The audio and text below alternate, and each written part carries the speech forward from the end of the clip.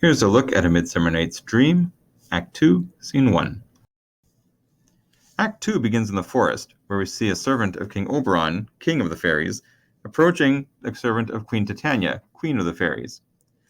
King Oberon's servant informs Queen Titania's servant not to let the king and queen near each other this evening. They are having a fight.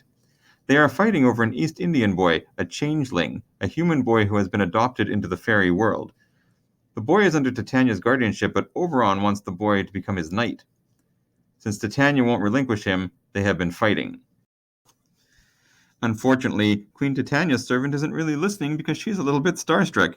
See, King Oberon's servant is rather famous in the fairy world. His real name is Robin Goodfellow, but he's commonly known as Puck.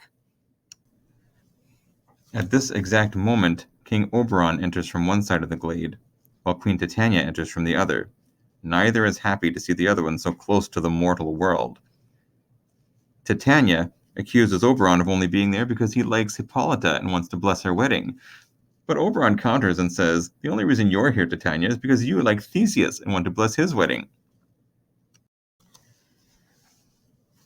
Oberon tells Titania, why are we fighting? Where is the boy? Just give him to me. But Titania makes it very clear that that's never going to happen. Titania storms away in a huff, and Oberon swears that he will get revenge on her by the end of the night. So he calls Puck over, and he says, there's a flower that I want you to get for me. It's purple and white, called Love and Idleness. It was once shot by Cupid with one of his arrows. If you take the juice of this flower and put it on a sleeping person's eyelids, they will fall in love with the first thing that they see. I want you to put some on Titania's eyes tonight and make her fall in love with something ridiculous. And that is how Act 2, Scene 1 ends.